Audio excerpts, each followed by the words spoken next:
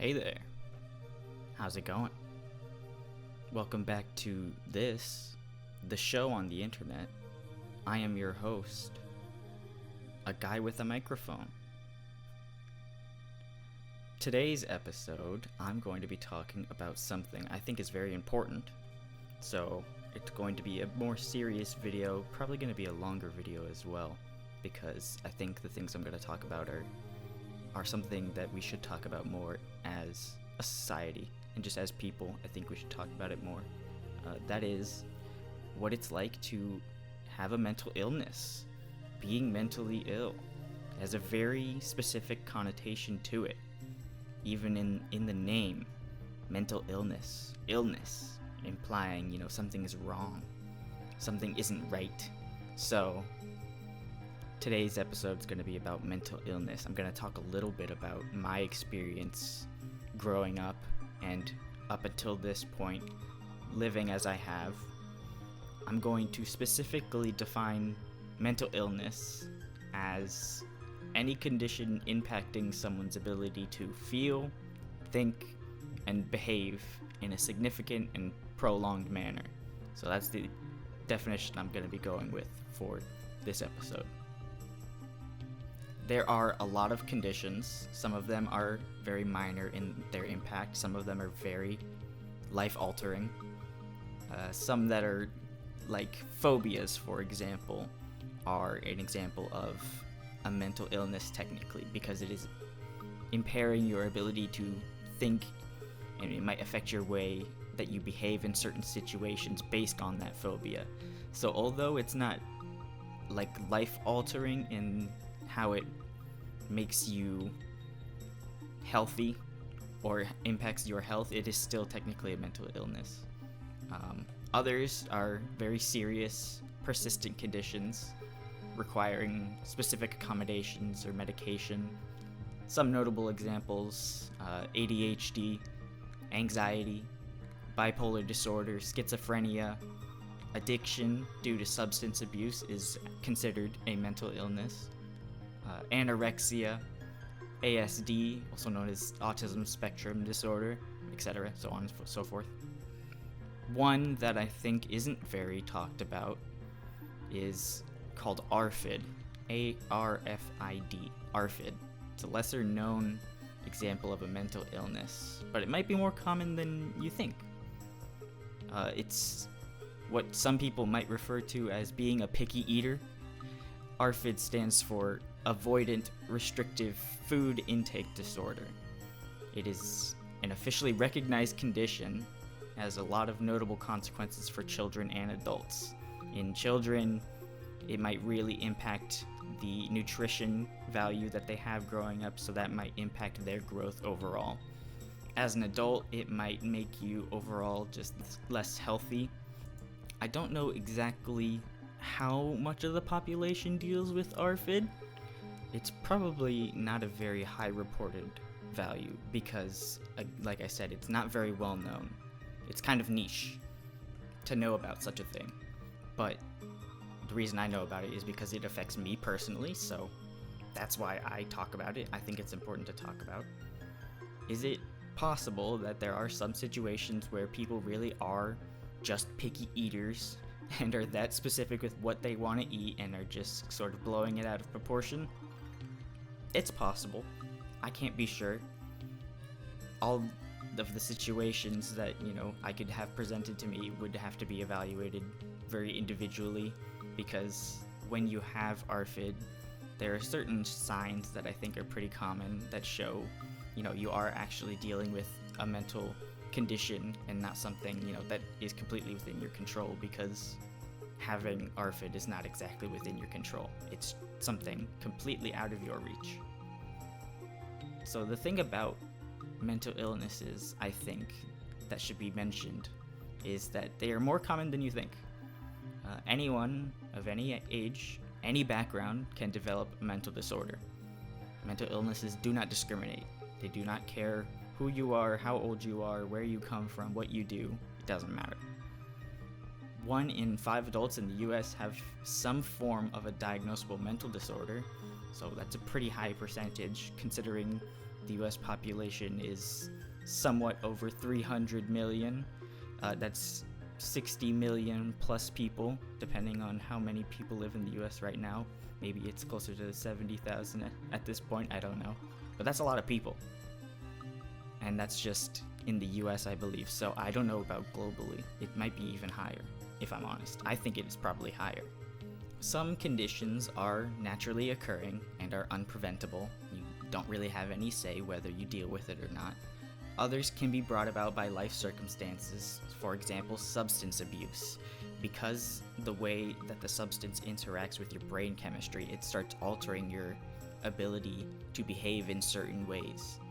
And so that addiction is considered a mental illness because it is having an impact in a significant and prolonged manner. And that's not something you spawn in with. You don't spawn in with an addiction to something. It's something that happens over time. So that's an example of something that you technically have control over, and you can technically do something about it. So you can beat an addiction, but it's definitely hard when it starts messing with your brain chemistry and what you start desiring and what you do in your life. It's very normal to feel a very long-lasting impact after the death of a loved one, for example. It doesn't inherently mean that you suffer from depression. You might be in a depressed mood, but it might not be depression in and of itself. So it's normal to feel sad after someone has died for a long time. It's completely normal. But when such a mood is consistently interfering with one or more aspects of your life, it might be considered a mental health condition. I think that's an important distinction. When it is consistently interfering with one or more aspects of your life, how easily you are able to live your life, then it can be considered a mental health condition. You probably know someone with a mental health disorder. You might not know about it, you might not know what they have specifically. They might not know it either. A lot of people, I feel like, don't know much about mental health, and so they don't research it. They don't ever consider themselves to be mentally ill in any sort of way. It's probably just how they were raised. It wasn't a factor in their life, so they never really consider it. About half of the people ever diagnosed with some sort of condition ever receive services for their condition. So that's a lot of people that have conditions but never really receive any treatment for it or never have it addressed, and so they might have a lot of questions in their head about why the way that they are, but they can't answer it because they don't know how to answer those questions. There's a lot of reasons why someone might not receive treatment for their condition. They might not have sufficient health care. They might fear being stigmatized because there's a very specific stigma around mental health and being mentally ill. They might just be undiagnosed in general, so that's why they're not receiving any treatment. They don't know that they could receive treatment or would benefit from it. They might just be uneducated about mental health as a whole. And I feel like that's why I want to talk about this, because it's so important that we address our mental health, especially in this current age where I think we're more aware of what it is to be mentally healthy and the sort of things that we have control over or don't have control over.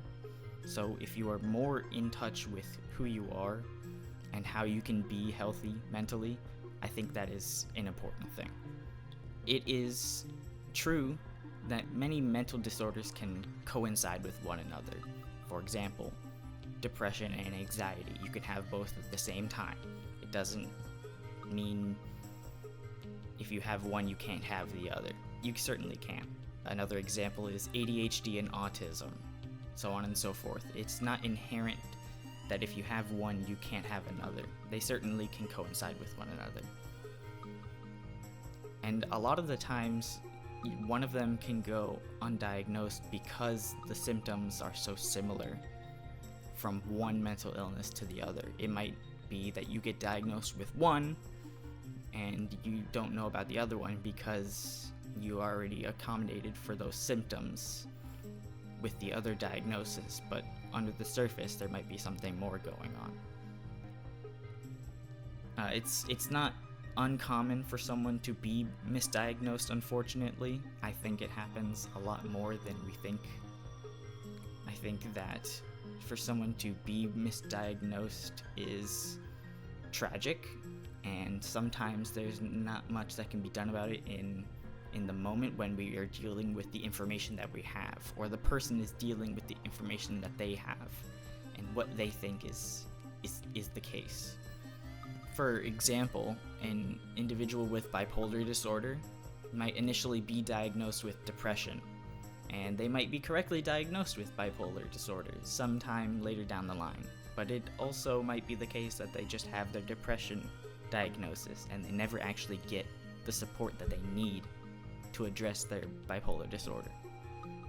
That sort of thing I feel like happens a lot because, like I said, those shared symptoms, you think you've already addressed everything under the umbrella because you have given this medication or this sort of treatment, and so you think that there's a lot of progress that can be made, but in actuality there's something deeper underneath the surface that goes unaddressed, and so sometimes people go on for years and years without much of a change in their mental health.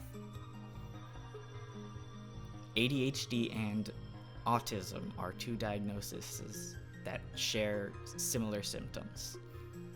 They both involve hyperfixation, tendency to move restlessly, difficulties planning, managing time, repetitive behaviors, just to name a few.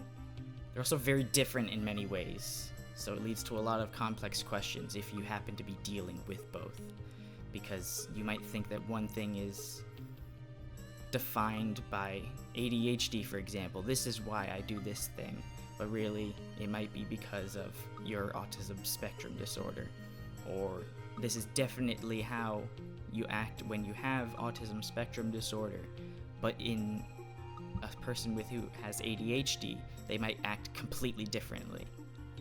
So if somebody has both of them, it can be very contradictory at times. Why do I act in this certain way when I have this sort of diagnosis? It's because people aren't really that simple. The brain is very complex. It's not often that you can just point to a behavior and be like, this is definitely why this is sort of thing is happening. It's because of this. It's not that cut and dry.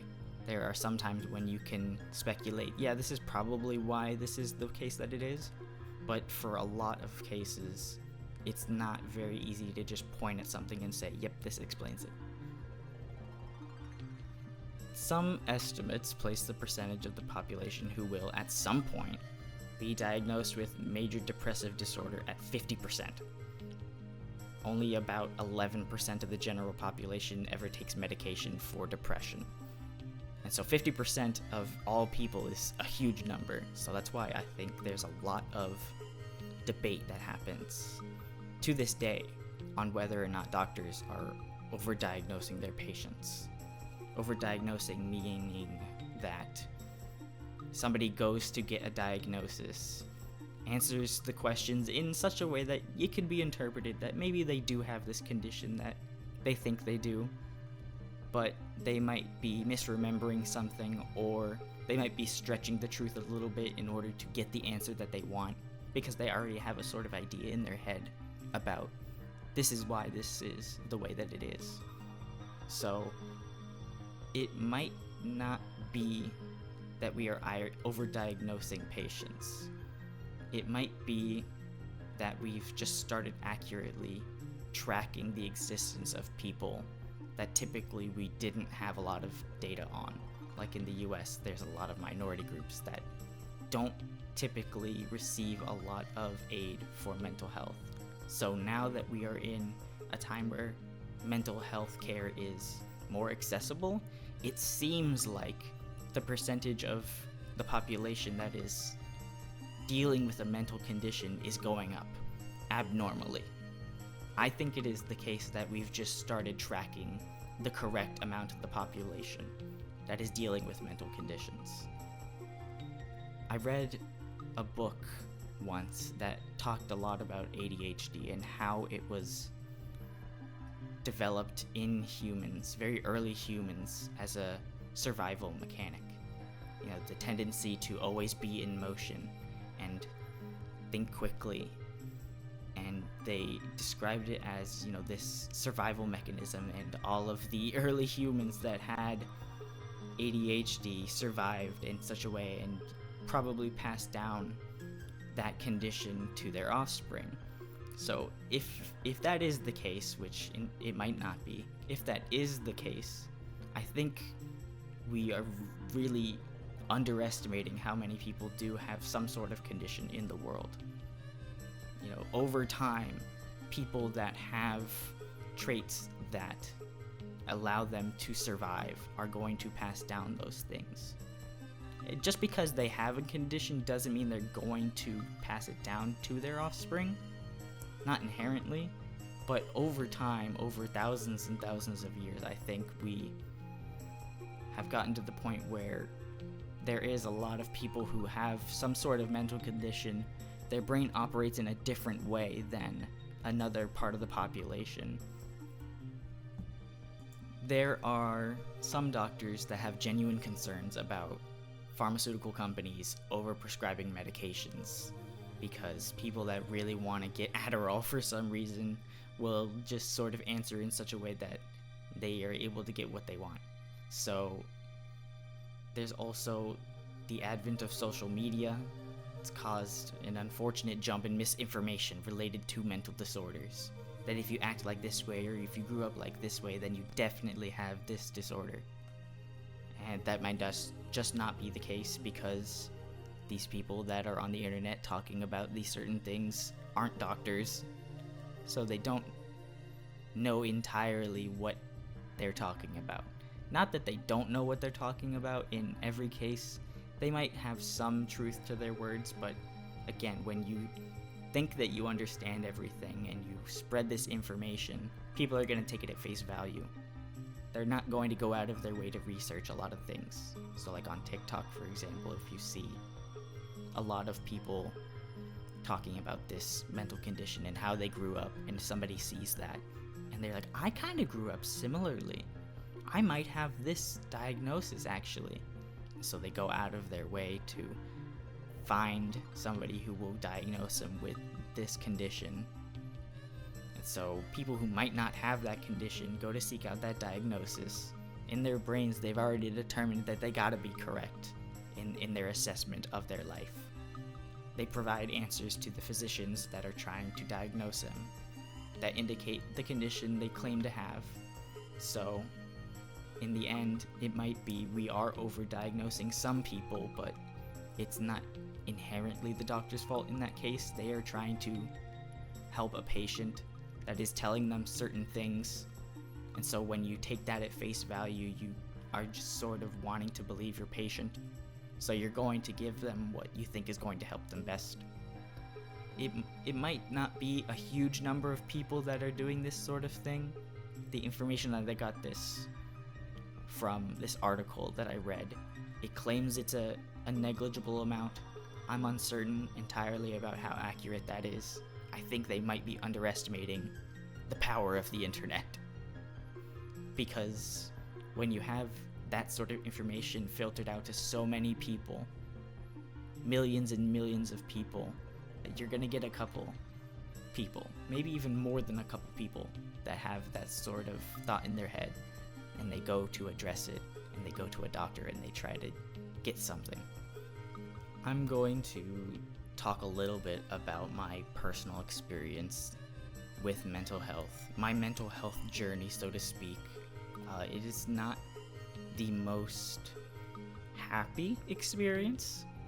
When I was going through the school system, I never really had any idea of what might be the reasons for it, the way I was acting. I was undiagnosed until I was 18. I had to seek out my own diagnosis after thinking maybe it's time I start addressing how difficult it is for me to focus and sit still, because that was always the case for me. It's also the case that there was a lot of sleepless nights that I had because I just physically could not stop moving. And that might not inherently be ADHD, but I think it might be involved. it might be something to do with insomnia. That might be the case, but I think just the overall restlessness. It's called, restless leg syndrome, when you're always bouncing your leg up and down. You've probably seen somebody out in public or in school, something like that acts like that. Their leg is always just sort of bouncing and moving. That's, I feel like, a pretty dead ringer for somebody that might have ADHD, because all of that excess energy is trying to be taken out. They're trying to get rid of all of that energy, and in doing so, they're just sort of moving their leg around without any thought. So when I had this intake interview, in order to get my diagnosis, I tried best I could to detail my experience.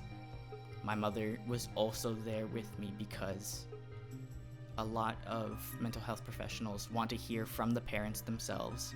What sort of things did you notice in your child growing up? And then compare that to how the child was growing up and what they're like now, and see if they can sort of compare the two. If a lot of the symptoms show up in early childhood and are still present, it's a pretty good indicator that they might have this thing that they're talking about.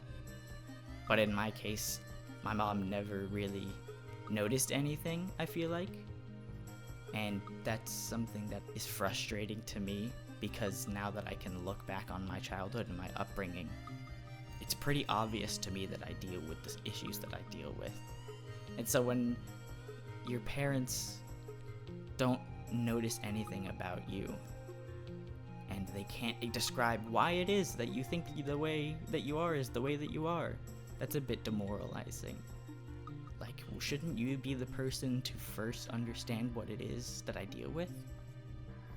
They can't see in your mind or anything and understand everything that you feel, but they're some of the people that spend the time with you the most, so I feel like they're the people that should be able to notice these sorts of things.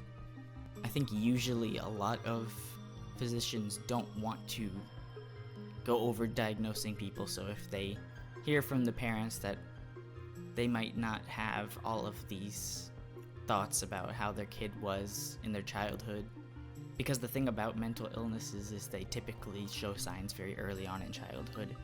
If the parent doesn't report those sorts of things, the physician might be a little bit more skeptical. They might be a bit more wary of what it is that the patient is trying to get out of this. But in this case, it was just my parents not realizing the way that I am. All throughout school, all throughout my life, it's been incredibly difficult for me to feel like I could just sit still. Borderline impossible for me to just sit still for 10 minutes. I have a lot of intense periods where I'm able to hyper-focus on certain things like books or games. I have really poor organizational skills. That is typically an indicator of ADHD. So the diagnosis that I got was a general ADHD diagnosis, and I also got a OCD diagnosis and a general depression diagnosis. So that was initially what I received after giving all of my answers to the physician. And eventually I start taking medication for these sorts of things. I noticed some improvements in some aspects. It's usually not the case that your first round of medication is going to be the thing that fixes everything, because that's just not how it goes. Typically, you start taking something for a while and you notice an improvement or a change, and over time that change becomes less pronounced. Some people do get that first exposure to the medication that they have and it works perfectly for them. So for that, that's cool. If that happens to somebody, that's good. And although I didn't know it at the time, it was also the case that I was autistic. Autism spectrum disorder. It's a very broad range of symptoms. Some of them, like I said, look very similar to ADHD. So it wasn't very clear at first that I might be dealing with something deeper underneath the surface than just ADHD. And so I like to say that it should have been obvious that I was autistic from the get-go, because I had what I call the Pokemon autism. If you've been on the internet, you probably know what it means.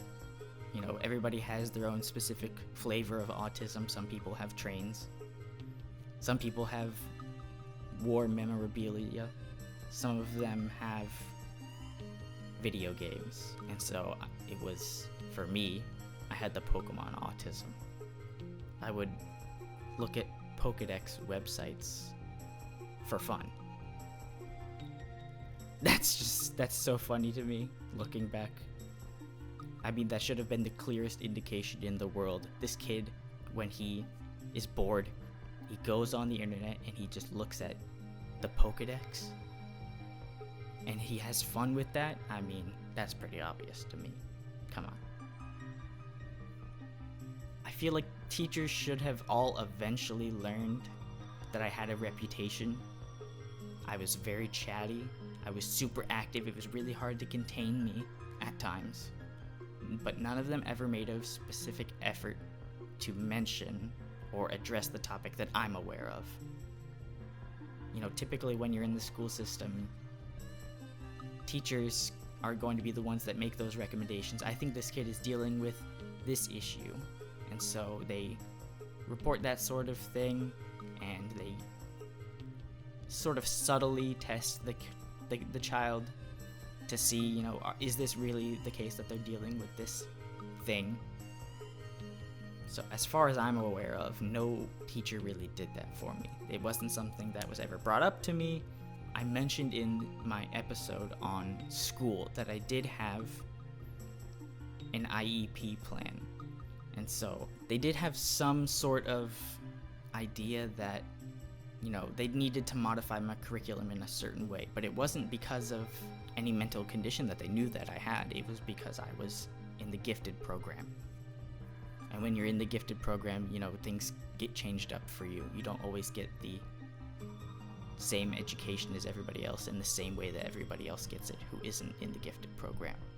Maybe it was because I was still capable of focusing on certain things, like books, and I got pretty good grades. So maybe it's because I focused so intensely on those things that the teachers would see that, and they think, well, I don't want to bother dealing with it. The kid's doing just fine without me getting involved, so there's really no point in bringing up this issue or this thing that might not be the case. But I feel like it would have been a good idea for somebody at least to try to address that, because now I look back on my schooling time and I'm like, I would have been so much better off if I knew what I was dealing with the entire time, because there were so many times where I could not describe why I was the way I was. There were a lot of times when me just being sort of unhinged and doing things impulsively, I got into a, let's say, non-zero amount of trouble. It was really hard for me to understand why I got in trouble sometimes, because I was just acting the way that I was. And so when I get in trouble, you know, it's confusing to me. I was just doing this because this is the way that I am. I don't know why I got in trouble. I mean, when it comes to talking too much, yeah, I get that. I did talk a lot because it's really hard for me to shut up sometimes.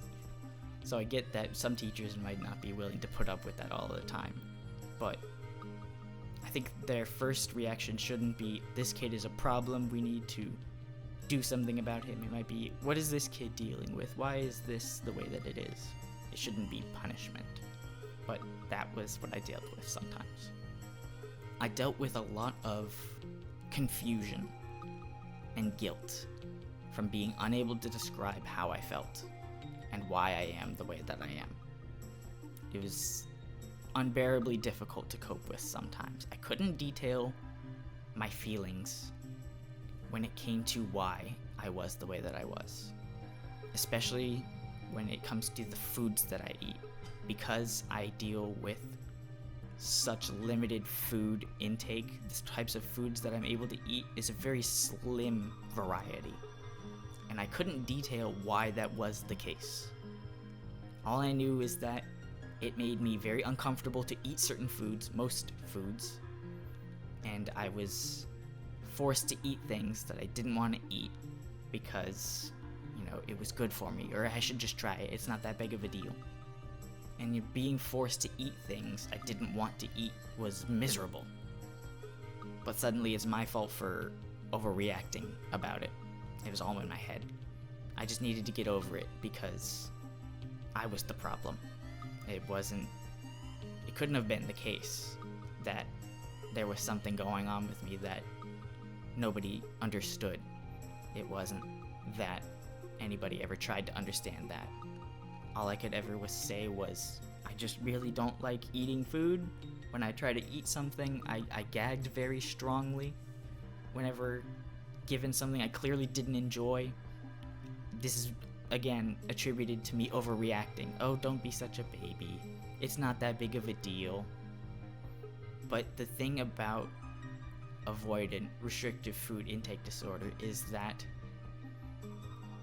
you are sensitive to a lot of textures and smells and even just looks. If you look at something, it might just instantly ruin any idea that you have about that meal or that specific item. And it's not something that you always have control over. Being able to eat such a slim array of things made me feel like such a burden growing up and till this day. Even to this day, I still feel like I'm a burden sometimes. Because when you start thinking about going out with family and eating or something, well, now you have to take into account, well, am I going to go to this place that I'm actually able to eat something at? Because if not, then that's not very good. I'm not just gonna go somewhere and not order anything, because that's weird. If you go to a restaurant and don't get anything, that's really weird. And why did you even come here in the first place then? I didn't always get to choose the places that we went as a family to eat. So it wasn't a great time always for me to go out and eat with family. Usually, they would try to take into account that I would only eat certain things, and so they'd go to those places.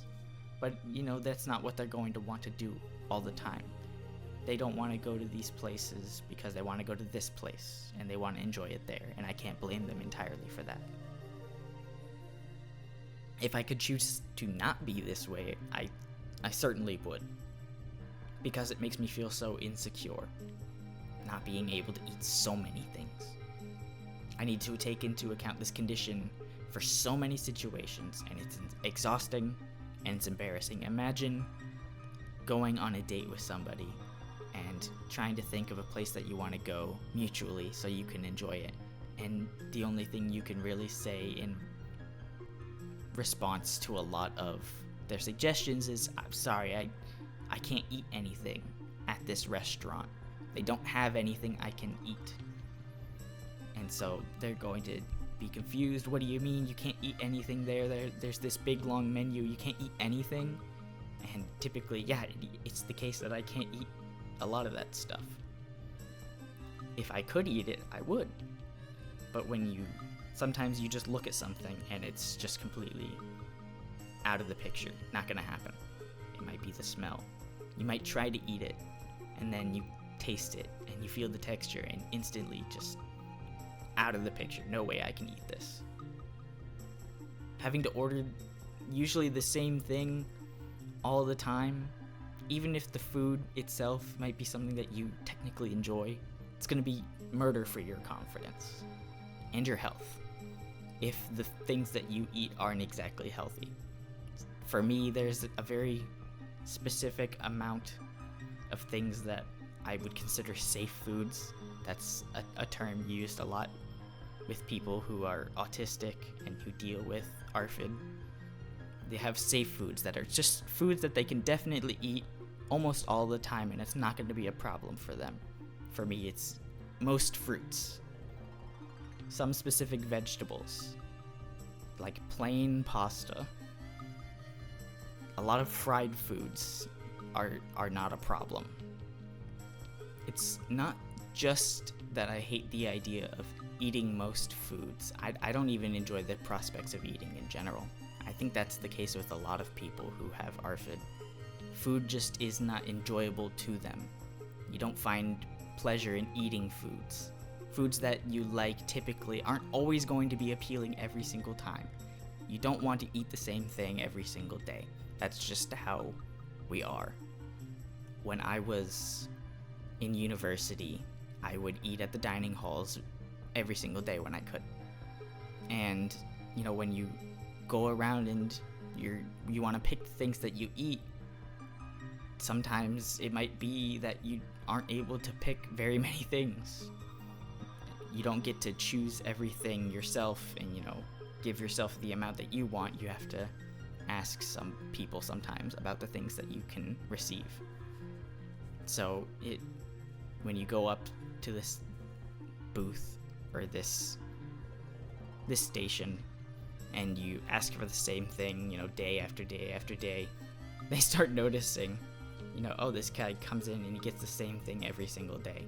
That's a bit embarrassing. Even if it's, you know, they don't say anything specific to you, even if they don't react any certain way, you sort of know in the back of your head, like, this person sees me every day, every other day, and they always have to give me the same thing. So that judgment, even if you don't see that they're judging you, you kind of feel the judgment anyways. And it might just be that you're judging yourself so much that you feel like that other person might be judging you too, even if they aren't actually judging you. All the foods that are designed to always taste good and, you know, not have a problem with are junk foods. Overly processed foods, and those are terrible for your health. And so even if I can eat those foods often with no problem, it's not good for me. So I'm not going to ruin my health just because food tastes good. And taste good meaning, you know, it's something that I can eat often, like Oreos, for example. I love Oreos, but I can't just eat Oreos every single day. I'm not gonna eat potato chips every single day. You know, that's not nutrition. That's why ARFID can be so dangerous to deal with as a young person. You need very specific nutrition in order to grow properly, and you aren't always able to get that. My family was at least a little worried about me growing up.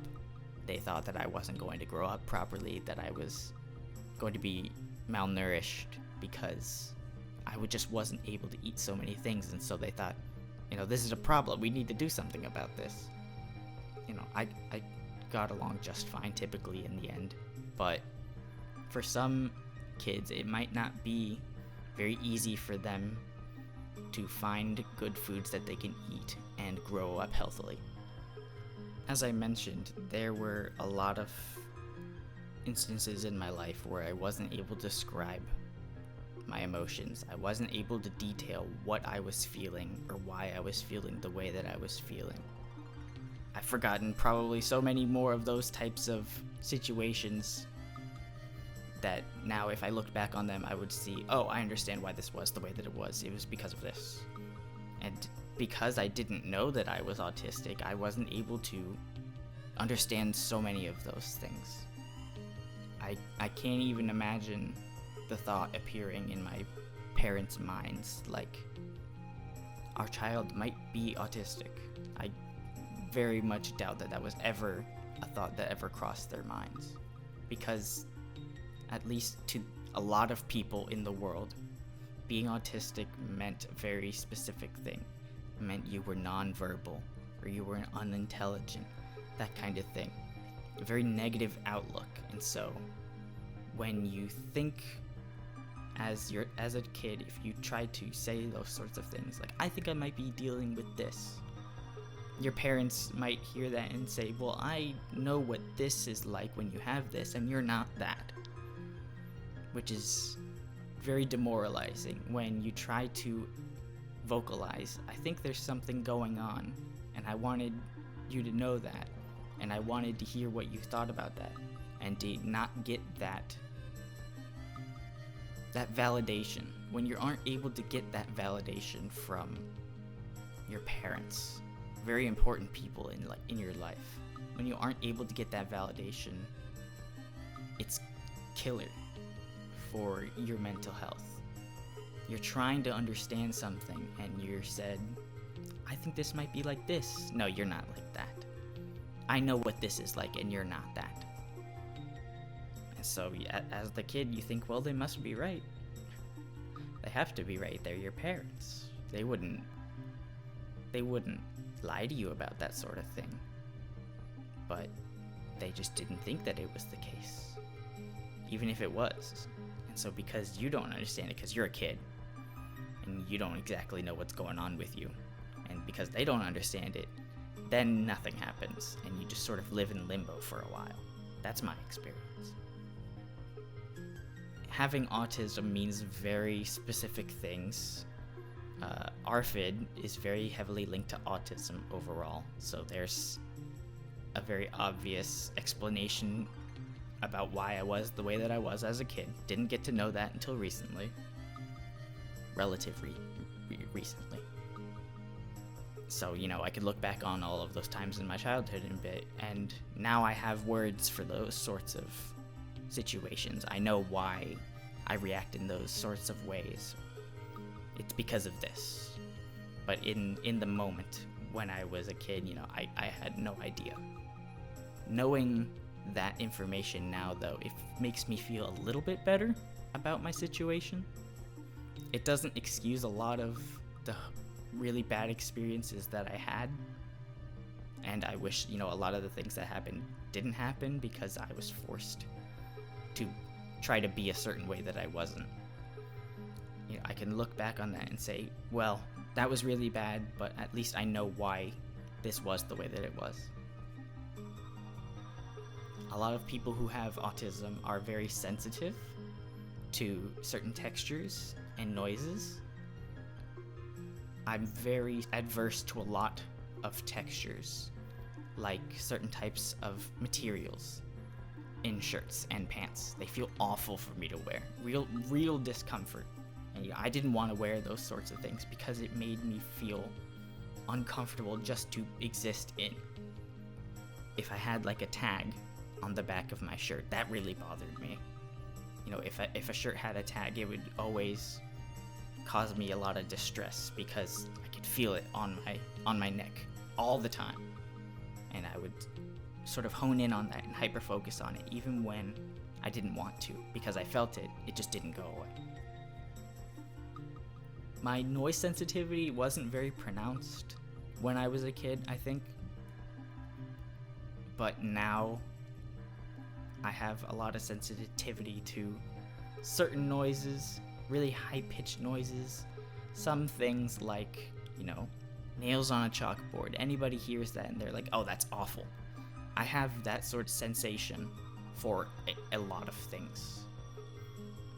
A fork on a plate.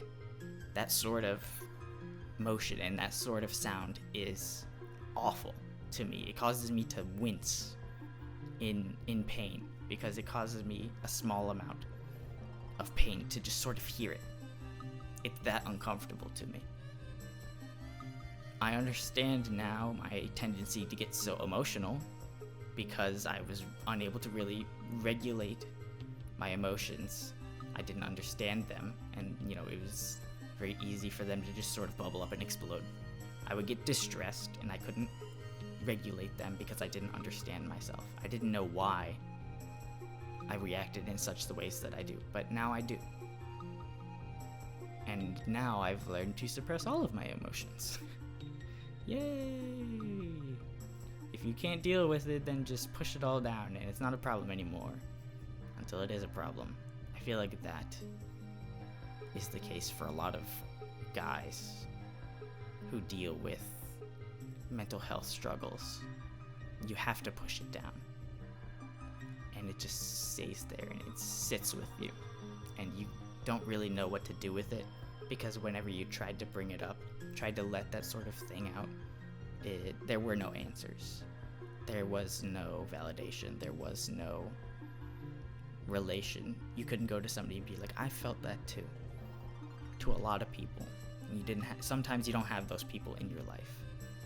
And so you just push it back down again. Having autism spectrum disorder means you're typically kinda socially awkward. You didn't understand all of those non-verbal cues. You know, the way that somebody's face manipulates and reacts to something that you say. You don't always pick up on those sorts of things. I could never recognize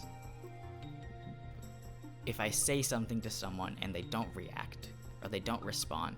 I couldn't recognize that they heard me. I assumed they didn't hear me. If I talk to you and I don't get a response, I'm going to assume you didn't hear me. So if I think that you don't hear me, I'm gonna say that thing again. And so that's why it seems that, you know, I was really persistent and annoying as a kid because I wanted to hear a response to something. Even if I should have noticed, like, yeah, they probably heard me, they just don't have anything to say about it, or they don't have anything to contribute to whatever my statement was. I couldn't recognize that, and so I would be confused. I would say it again, and I'd say it again, and I'd try to get any sort of reaction. And so in that situation, it might look like this kid is just really unruly, and he is rude, and he doesn't understand how to conduct a conversation. Which, like, yeah, I didn't really, but not because of the reasons that they thought, is because I didn't understand why they weren't responding. I didn't understand, like, if I say something, you don't always have to say something back to me. I didn't get that. A lot of the behaviors that I had growing up were very repetitive, and so, you know, a lot of that makes sense to me now. I had a fascination with numbers. Still do. A lot of numbers to me are just very cool, or they're very lame. If, for example, I hear the number 77, you know, that doesn't have much of an impact on me. I don't like 77 very much. But if you say 75, 75 is cooler. Fives and zeros in a number are very cool to me. And so I would find patterns of numbers sometimes. I would just try to do random operations with assortments of numbers in order to get any sort of other number. I counted the letters in sentences, so I would read a passage or something, a sentence, maybe 2 sentences, and then I would count all of the letters in the sentence, and I would try to get the final number. Why did I do that? I don't know. I just like counting things. I like numbers. And so I still do that till this day, and I wasn't always very able to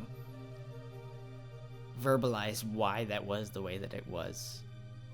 When I was first getting diagnosed, I had an OCD diagnosis because they probably heard that counting fascination and they were like, okay, this is what's going on with him here.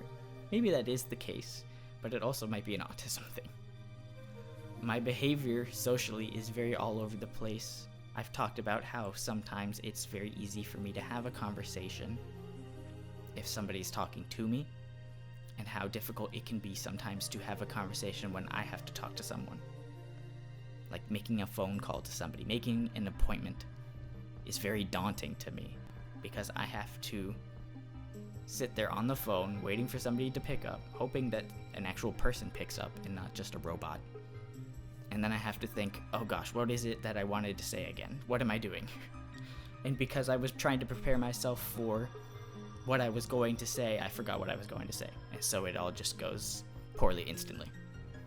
You know, phone calls can be hard for me, but I still do them because I need to make phone calls sometimes. I think that people with autism are treated very differently based on if they're a guy or a girl. autism itself manifests very differently for women. It's underdiagnosed in women in the first place. The signs are typically missed or misinterpreted. I think that it's almost never a consideration that a woman might be autistic. You know, they might be dealing with this thing or this other thing, anxiety, depression, ADHD maybe, but it's, you know, it's never, I think, in somebody's mind like, oh, this woman might be autistic. But with guys, I feel like it's typically very clear when you have somebody who's like, oh, this person isn't very all put together socially, he's probably autistic. I really don't like how some people try to use their autism as a defense against criticism or to excuse their bad behavior. It happens a lot on the internet. A lot of people flock to the internet are of a certain breed, you might say. They're very specific in their interests, and so it seems like a lot of people on the internet are dealing with some sort of mental condition for whatever reason, just because they might be drawn to that sort of environment. People are very quick to switch up after they're called out on something. I'm sorry, I didn't understand that this was the way it was. I'm just autistic. I didn't understand that this was what you were trying to say, or that I shouldn't have done this. He didn't know what he was doing. That kind of excuse. But I think that just because you are autistic does not mean you are excused from having proper etiquette and dealing with certain expectations.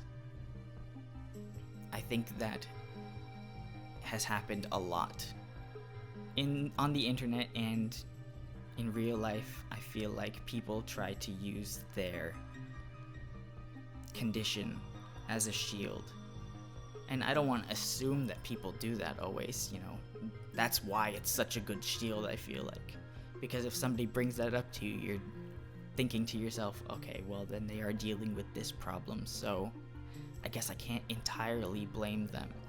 That's why it's such a good shield, because somebody's gonna have that thought to themselves. Well, they must be telling the truth, so I guess I have to forgive them. You don't have to. They know what they're doing a lot of the times. There's a very specific phrase that I find very funny, and it is autistic riz. It's a very funny word to me, because it would seem like, you know, people with autism struggle socially a lot of the time. But when you get them into their zone where they're talking about the things that they're passionate about, you know, they get into this flow state, and they're able to just sort of tell you everything about everything that they know. That happens a lot, I think. That's why some people with autism are considered, you know, super charismatic for some reason, but it's just because we be lacking on social cues and have a lot of passions, which is very attractive to a lot of people. And so you start talking with somebody about your favorite thing, and you just sort of get into a rhythm talking about it, and somebody is watching you do that and seeing you get so passionate, and they're like, wow, they really care about this thing. I want to keep listening to them talk about this. I always try to frame being on the spectrum positively when possible, because the implication of being autistic is almost wholly negative in the general public's perception. That's why I think Autistic Riz is really funny and really cool, because you wouldn't expect that sort of thing to happen. You know, this person talking to all of these people, or being able to attract this type of person because they're able to just go on about their hyperfixation. I think that's really cool that that's able to happen. There's certainly been good representation about what it means to have a mental disorder that is trying to correct the general public's view about what it means to have a mental illness. I mean, framing it in a positive way, being able to so intensely hone in on one topic, it's very underrated. Becoming an expert in that sort of one topic It might not be that you're a super well-rounded individual who knows tons of things about a lot of topics. You might be so knowledgeable on one topic, but you're able to tap into that sometimes. And so when that happens, it's very impressive to people. It's not controllable. It's not entirely something that you have control over what your hyperfixation is. And sometimes it changes. Often it changes. There are at least some upsides that you can find to these sorts of symptoms. For some people, having autism means you have a very structured lifestyle, and that lifestyle is not always meant to be disturbed. So when you have that much structure put together, it's for a reason. Some people might look at the way somebody with autism operates and say, this makes no sense. Why do you have this in this location instead of in this other location? It's because if I know it's there, I know where to grab it. And so when somebody messes up that sort of structure, typically it causes a lot of distress for that person.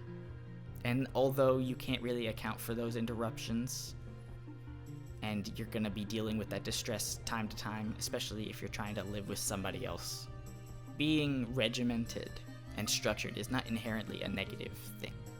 A lot of the time when you hear people talk about autism, it's not always in the most positive light, like I've said. And it's unfortunate that so many people hold the belief that dealing with any sort of other issue is much better than dealing with autism. And specifically, I'm talking about being anti-vaccine. Vaccines are very good things. They cause a lot of controversy for some reason, and I'm going to explain why that is the way that it is. But a lot of people have this idea in their heads that getting vaccinated is going to mess you up. And so they don't want to mess their kid up by giving them vaccines, so they don't give them vaccines. And I think that is so incredibly harmful, that you would rather deal with a disease than be autistic. I think that's really damaging. There weren't always very vocal critics of vaccines because it was just sort of understood the good that they did was so widespread and influential. You know, getting rid of smallpox, any sort of disease that we used to deal with that isn't a problem now is because of vaccines, you know, measles. This isn't to say that there were never vaccine skeptics. That was always something. There are always people who are going to be deeply untrusting of authority. And that if they tell you something, well, I can't entirely believe you because I don't know personally. You don't want to trust authority because if you always trust authority all the time, you know, that trust is going to get abused. In this case, it's just scientists trying to do good things. These voices were always a smaller fraction of the populace that didn't really hold much sway, that vaccines are dangerous and you shouldn't get vaccinated. And I think that the claim that vaccines directly cause autism in children is, first off, entirely false. It's very damaging to hear as an autistic person, or even somebody that knows somebody who is autistic, to hear that they'd rather get a disease like measles than deal with autism. And that's not even to say, like, yeah, you don't want to. Let's say it was true. Let's say it was true that getting vaccinated had a chance to make you autistic. It's not a great thing, but is it really the end of the world if somebody is autistic? That's why I think there's a problem there. You're not trying to make somebody deal with this issue, but if they do happen to deal with this issue, then it's a problem. It couldn't have been the case that my child was like this. It's because of this other reason. They don't want to accept the fact that the child was the way that they were, or they are the way that they are, They don't want to accept that. They want to accept that there was a problem and it was done to them. They were never like this before. That's what you hear a lot of the time. Before they got this vaccine, they were just like this, and now that they were vaccinated, they're completely out of control, and I don't understand my child anymore. I think that's very dangerous to assume. This claim that vaccines directly cause autism is predicated on a history of deception and greed. Autism itself can be genetically passed down from parent to child, but it's not just one gene that causes autism to manifest. You can't just point at a specific gene as a scientist and say, this is what causes it. It's an assortment of factors, genetic and environmental. So yes, you can pass down autism to your offspring, technically. But autism itself is not a disease. It's a neurodevelopmental disorder. It exists on a spectrum. That's why it's called autism spectrum disorder. There are people at one end of the spectrum who need a lot of care and a lot of specific help. And there might be people at the other end of the spectrum that deal with a lot of issues, but they're able to function. We call that, high functioning autism, and that's what I deal with. I'm very able to take care of myself, able to do things. So just because I have autism doesn't mean I'm completely helpless. I think a lot of people have that view, and that's dangerous. Autism used to be called Asperger's syndrome.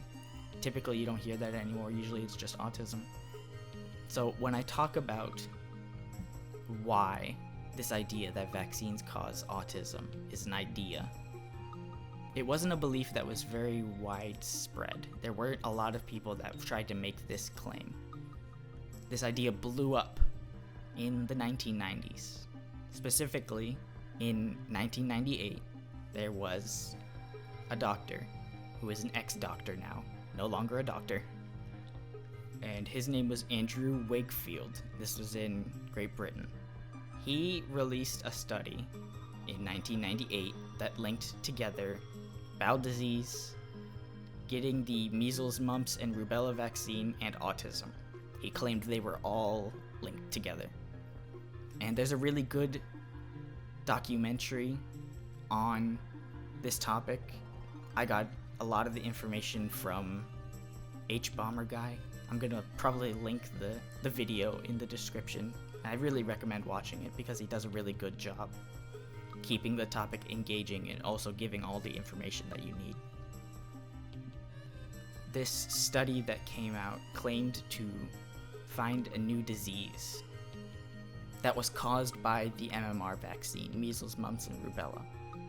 And because these children that he studied, they got the vaccine, he said, and then they had autism after that. It was caused by it, he claimed. It did not do this. Just to be clear, vaccines do not cause autism. This paper was conducted and also reported fraudulently. It was probably one of the worst papers I think that was ever produced in this journal. And if you watch the video from H-Bomber Guy, you'll see as well. Like, when this paper was put out into the journal, somebody had already made another paper saying this paper is dangerous and is conducted very poorly and we should be careful about what is being assumed here.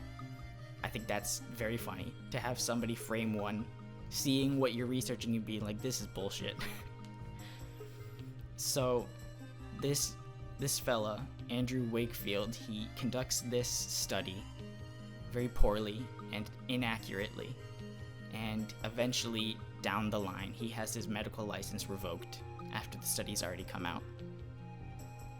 So at least he's not a doctor anymore.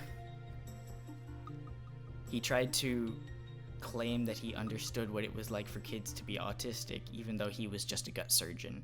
And because they had this bowel disease, this vaccine was linked with autism because of this disease that he discovered as a gut surgeon. But that wasn't the case at all. by all accounts, this guy's paper was the catalyst for the modern anti-vaccine movement. In 1998, he publishes his study, and then he holds a press conference to a room full of journalists announcing that the MMR vaccine might be dangerous. It might do this thing that I've researched, and you should be careful about it. And so he reports that MMR should be split into separate vaccines. One vaccine for measles, one vaccine for mumps, and one vaccine for rubella. So he wasn't inherently anti-vaccine, and there's a reason behind that. He wasn't even inherently anti-vaccine, which is ironic, because now this paper that he made is the sole reason that the anti-vaccine movement has so much sway. Unfortunately, the British media wholeheartedly reported Wakefield's findings, this doctor, to a populace that trusted that their reporters were telling the truth, and they did their research. And autism became the new big fear, big scare that the parents could deal with. And if you took the risk of getting the MMR vaccine, you were going to make your child autistic if you got the MMR vaccine. You know, that was what all of these news outlets would report, that it might be dangerous, this vaccine might be dangerous, and it might do this thing, and you should be careful. Even though they have no idea what the vaccine itself might do, because they're not doctors. They hear from one doctor that it does this thing, and they're like, oh, we can make a story about this. We can talk about this and make a stir. And so they did. And they made parents want to pay ludicrously high prices to vaccinate their children separately. The MMR vaccine is not very expensive in and of itself. It was very efficient because it combines all three of those diseases being vaccinated for all at the same time. That's why it was a really incredible thing. They being parents, would rather pay super high prices to separately vaccinate their kid, or they risk their kid getting a deadly disease like mumps or measles than deal with a child who had autism. There has been no study ever since that has proven a link between vaccines and autism.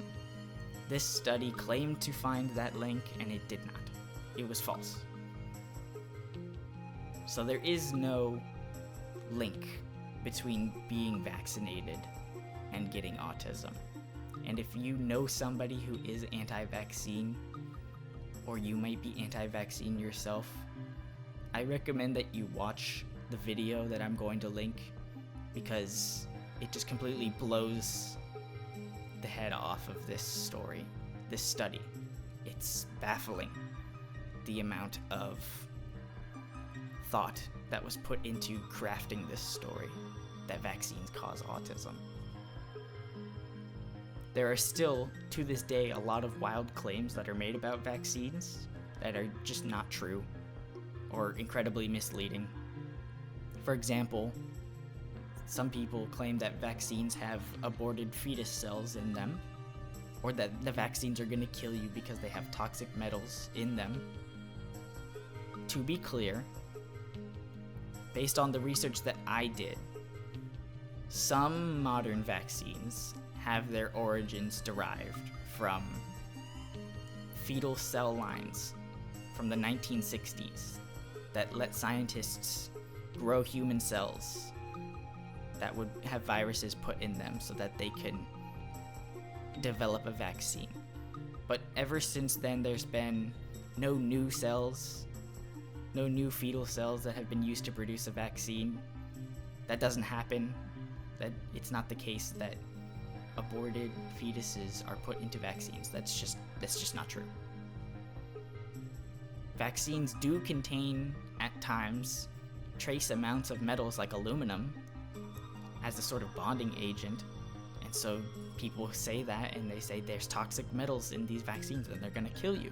But the thing about aluminum is that it is commonly contained within many foods. It's all about the dosage. So if you have something that is at a certain dosage, yes, it can be lethal. It can be dangerous, but if it's not, then it's not a problem. There's also this belief that you would be at risk of mercury poisoning if you got vaccines, certain vaccines. And this comes from a misunderstanding that you could get mercury poisoning from vaccines because there was a compound used in vaccines that sounded similar to mercury. I think it was called ethyl mercury. It's not actual mercury. It's a completely different thing. But they sound similar, so they can say there's mercury in these vaccines. That's why they're dangerous, but it's not true. And this follows, I think, a consistent pattern that is utilized by anti-vaccine advocates. They find some information that might technically be true, or they spin it in such a way that would be alarmist, and they report it to people as if it's true, and that you should be worried. You should have some hesitation about this because of this information, and people aren't going to do their due diligence and research themselves. They aren't going to research what vaccines contain or anything like that. They're going to hear this doubt, and they're going to start having that doubt themselves because people believe the things that they are told. Unfortunately, sometimes. When you hear something, sometimes you just want to believe it. Other times, they cause sufficient fear or hesitation in you to make you second guess what you know. And they don't want to do the hard research that goes into discovering what it is that vaccines are all about. And that's why I think that study that was done in 1998, how many people do you think really read that? How many people do you think read this study by a doctor and looked through all of the data and looked through all of the discussion and the conclusions that they came to, and then came to the same conclusion that yes, what they reported here is correct? Do you think anybody in the general populace is going to read through a medical paper? Probably not. I would, because I find medical papers very fun to read through. But I am not normal. I am not the typical person that is going to hear something and just accept it at face value. If I hear something, I'm going to look into it. And if it's true that this thing that I'm hearing is actually the case, then yeah, maybe I'll start believing it and I might talk about it. But because I look into the things that I hear, a lot of the times it's not exactly the case. People present information to you and they put a little bit of a twist to it. They're not entirely lying to you, but they're also not very truthful at the same time. And that's dangerous, because then there's an agenda there. They're trying to do something and make you believe something. They're not telling you everything. So unfortunately, this anti-vaccine movement that still exists to this day and is very influential, sadly, is based off of just a completely false study that has been retracted and has been disproved multiple times. At this point, there hasn't been any other study that has found a link between autism and being vaccinated. And like I mentioned, this is at the expense of people with autism themselves. I hear people so desperate to not have their child be autistic, and that really hurts. That's very harmful, I think. You are so desperate to not have a child with autism. And I mean, that's just not how we talk about people. I feel like it should not be how we talk about people. Especially because autism is such a wide-ranging spectrum. There are so many people that live very normal lives and live amongst you and me and they do the things that they do, and they might have certain issues that they deal with, but they're living their life just like you and I. They hear this sort of sentiment that they would rather have their children get deadly diseases than be autistic. And I mean, that's probably just very hard to hear. It's hard for me to hear, for me to think about. It's frustrating for me to think about, offensive maybe even, that you would rather your child catch a deadly disease and die than be autistic. That's really harmful. That's very dangerous, I feel like, for your kids as well. Ever since these anti-vaccine sentiments have started becoming more mainstream, there's been a lot more outbreaks of certain diseases like measles, and there have been people who have died because of it. A lot of people in the US have that sort of mentality too. That study that originally came out was in Great Britain, but the idea has been taken over to the US just as easily, and it has gotten very popular, unfortunately. And so now there's parents who aren't vaccinating their children, and they send them to school, and they end up getting sick, or they end up getting somebody else sick, and then they end up dying. And I feel like that could have just been avoided very easily if people just did the very bare minimum. Or even just not having that belief that you would rather have your child die than be autistic. If you had to choose between the two of them, are you really going to choose them being dead over having autism? Autism itself isn't inherently an awful thing. It can be difficult to deal with, yes, and it's something that has a lot of nuance behind it. But it's not like a life ender. You don't instantly die if you have autism. It's just a condition. It's a disorder. It's something that exists. It's something that is going to exist and continue existing because it's genetic. You can't get rid of it. You should just live with it. And so I know that people think they're doing something to protect their children because they don't want them to develop autism. That's just not gonna happen in the first place.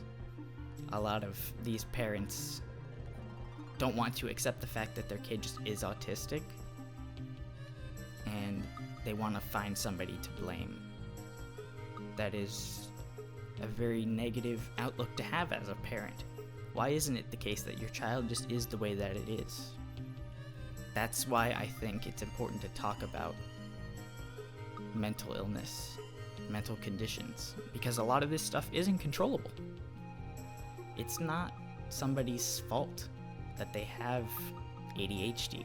It's not somebody's fault that they have depression.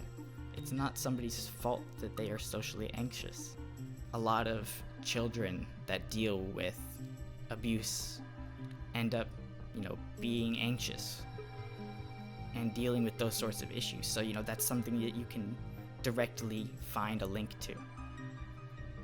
But not all of these disorders or these conditions have that sort of link. I didn't not spawn in with ADHD and then develop it later, like it's just a thing that I have. I think people should start to realize that I did not choose to be this way that I am. All these other people did not choose to be the way that they are. It is simply who they are. And we would like you to just accept that. I would like to be treated just the same as anybody else. And then just have a little bit of quirkiness, What's wrong with being just a little bit quirky? A little bit of tism. I don't think there's much of a problem with that. At this point, we've gotten to the section where I say, what do we do?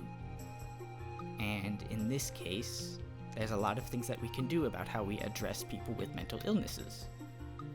We can change up our language. We don't have to say mental illness. We can say mental disorder, which might not be much better, but, it's better than illness. Mental condition. You can just name it. There's also something called person-first language, that I know some people prefer to use. And that's basically putting the person before their diagnosis when you talk about them. So it's not an autistic person, it's a person with autism. You put person first instead of putting the condition first, because when you put the condition first, you are inherently saying they are more their condition, being defined by their condition, than they are a person. And I know it's not all people who deal with, mental disorders care about that sort of thing. They're like, just say whatever you want to say. But I don't think it's inherently a bad thing if you just change up your language a little bit. I think it should be accepted that sometimes there's just some things you don't have control over. Like for me, growing up, I did not have control over the sorts of foods that I'm able to eat, or the foods that I'm able to enjoy. I don't have control over that. If I could, I would. And if I had that sort of power over my brain, which I don't, I would make those sorts of changes. And I feel like that should be kind of easy to understand. We aren't choosing to be certain ways because we want to be victims, or because we want to deal with these issues that we deal with. I don't want to deal with a lot of issues that I deal with. I would choose not to if I could. But there's not a choice there that's happening. It is just fact. I think we should be more validating when it comes to people talking about the issues that they deal with. People want to find community. People want to find acceptance. And there isn't always a lot of that. There aren't always going to be people that hear your story and accept you for the way that you are. And that's really unfortunate. And I try to do my best to understand people, because I know what it's like to not be accepted. So when somebody tells me that they're dealing with a certain issue, I'm there listening to them 100%. I'm with them. I'm paying attention. So if we talk about these sorts of things, you don't just brush it off. I think it should be talked about more. Mental health is something that should exist in our consciousness and the way we talk to each other more. It should be normal to just talk about these sorts of things that you deal with, or that you know somebody that deals with these things. It's not a freak sort of accident. You're not a freak if you have a certain disorder, or if you are a certain way. I think that's something that can very easily be changed within the perception of people. They're just choosing to be judgy. They hear certain things that they think are true, and they just sort of roll with it. Because again, it's very tedious to do research sometimes.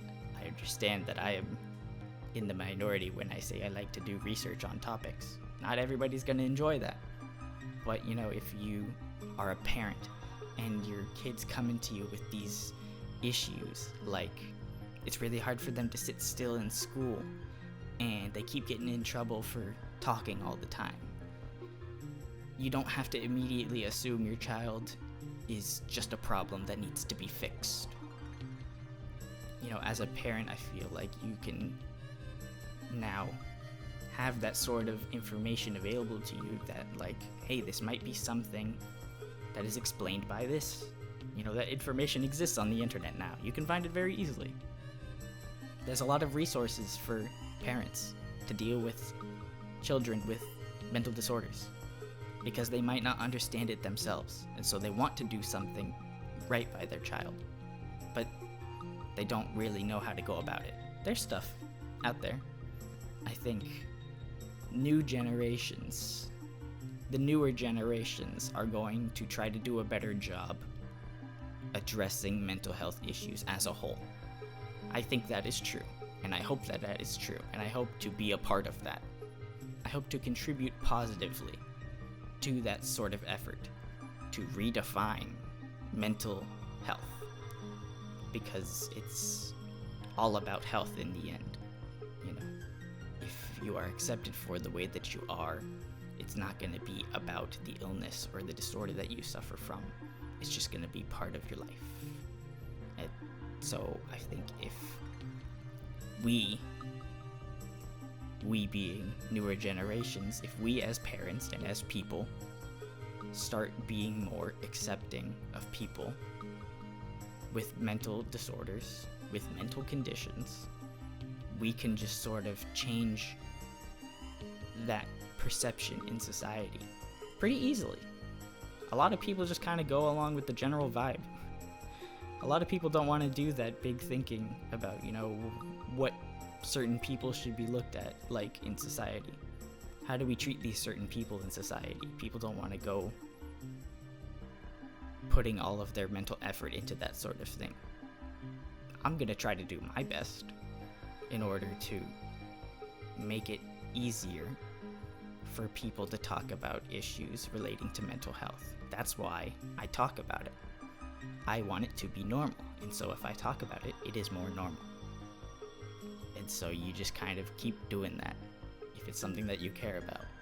That's why I talk about the things that I talk about, because I care about those things. I know that this was a more serious episode. There was a lot of very serious topics that are dealt with. Maybe next episode is gonna be more fun. I hope. I might be talking about something more interesting, more like my personal interest, something that I personally enjoy. That might be something that I do in order to change the vibe. It's not a bad thing to talk about serious topics, but also I like talking about things that are fun too. So, look forward to the next episode. Thanks for listening. Have a good one.